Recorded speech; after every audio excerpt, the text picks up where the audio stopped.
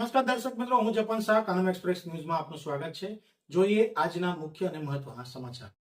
તીર્થક્ષેત્ર ચાંદોદમાં નર્મદા કિનારે શ્રદ્ધાભેર શીતળા સાતમની ઉજવણી, માટીની પ્રતિમાનું પૂજન કરી પરિવારના સ્વાસ્થ્ય માટે પ્રાર્થના કરાઈ।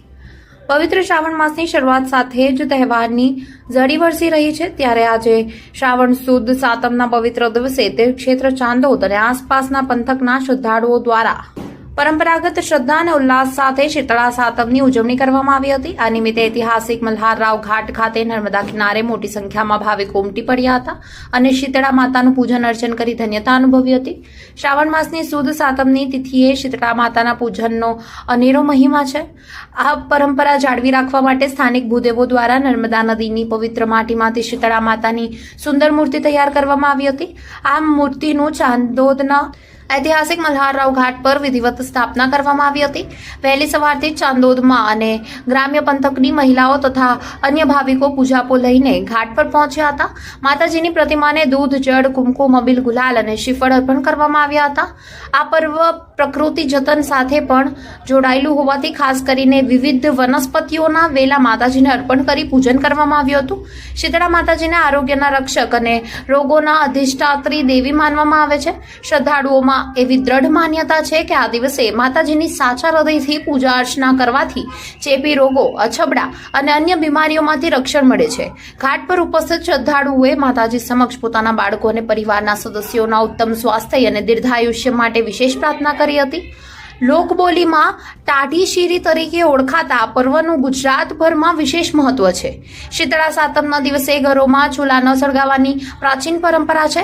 આ દિવસે લોકો આગલા દિવસે બનાવેલું રાંધેલું એટલે કે ટાઢું ભોજન જ ગ્રહણ કરે છે, જે આરોગ્ય અને સંયમનું પ્રતીક માનવામાં આવે છે। આરોગ્ય રક્ષા, પ્રકૃતિ જતન અને કુટુંબ કલ્યાણની ભાવના સાથે ઉજવાયેલ આ પર્વની ચાંદોદ નર્મદા કિનારે ભક્તિના રંગે રંગાયું જોવા મળ્યું। રિપોર્ટર કિંજલ ભટ્ટ, ચાંદોદ। આજે શ્રાવણ સુદ સાતમ એટલે શીતળા માતાનો દિવસ છે। આજે સૌ ભક્તજનો શીતળા માતાની પૂજા કરી રહ્યા છે। આજે ચાણોદ તીર્થક્ષેત્રમાં તમે જોઈ રહ્યા છો કે તીર્થની માટી લઈ અને ચાણોદના ભૂદેવો જે શીતળા માતાની મૂર્તિ બનાવે છે અને એ મૂર્તિની પૂજા કરે છે।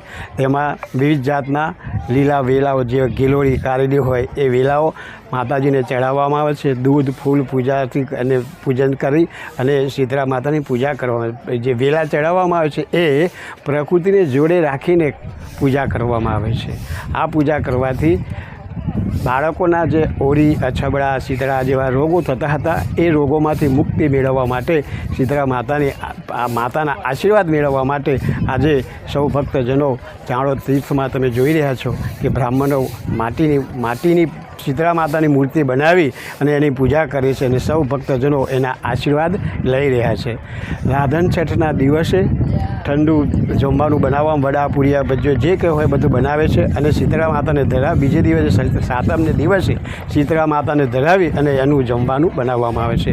શીતળા સાતમના દિવસે ઠંડુ ખાવાનો મહિમા છે, કારણ કે શીતળા માતા એ જે આજે પૂજન કરવામાં આવે છે એનાથી શીતળા, ઓરી, અછબડા જેવા રોગોમાંથી મુક્તિ મળે છે અને પેટની ગરમી હોય, શરીરની જે કોઈ ગરમી હોય એ શાંત થાય છે। એટલે આજે ઠંડુ ખાવાનો ખાસ મહિમા છે। ઠંડુ ખાવાથી વૈજ્ઞાનિક દૃષ્ટિએ જોઈએ તો ઠંડુ ખાવાથી વિટામિન 12 પણ આપણને મળતું હોય છે, એટલા માટે ખાસ આજે ઠંડુ ખાવાનો મહિમા છે।